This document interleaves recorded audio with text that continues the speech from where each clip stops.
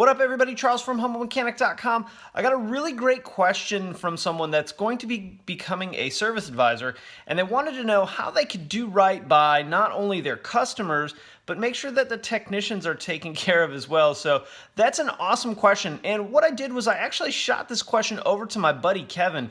Kevin was a technician, then moved into a service advisor role, and now he's one of the bigwigs managing a service department. And I thought he could probably provide some really interesting and a little bit different perspective than maybe I would have. So I'm going to shoot this over to Kevin, and I think you guys are going to really love his answer.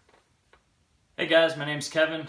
My buddy Charles, the Humble Mechanic, reached out to me last week about a viewer question on what it would take to be a good service advisor.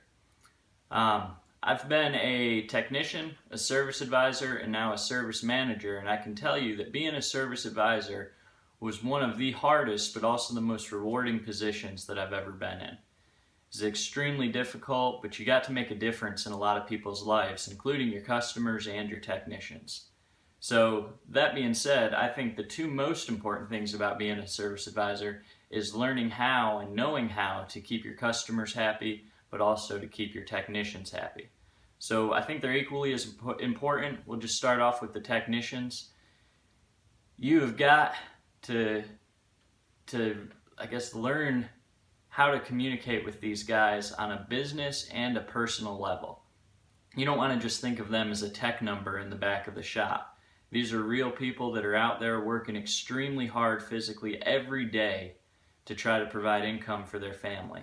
The most important things you can do for them is keep them busy. If they don't have any work and they're not making any money, they're going to be mad. I would be too if I sat out there all day and didn't make anything.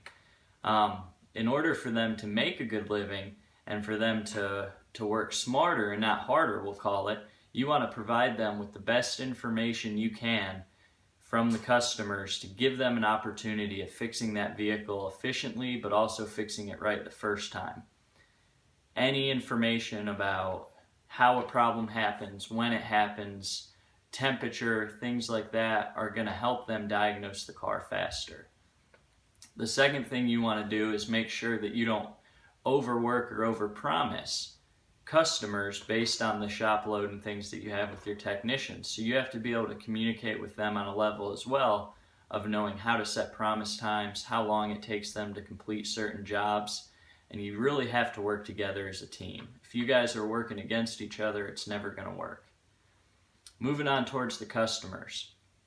The single most important thing when it comes to working with the customer in any customer service job, including the automotive world, is to be honest. 100% of the time, you do not lie to customers. They will see right through it and they will catch you. So from day one, from minute one, the minute you start in that position, your goal is to be honest and to be sincere with every customer that walks through that door. You want to make these people your friends. You want to develop personal relationships that will give you a lifelong customer. When you do that and you prove to them that you're trustworthy and that you want to be there for them as a friend and as a business partner, they will come back to you every time, no matter what. You will be their car guy.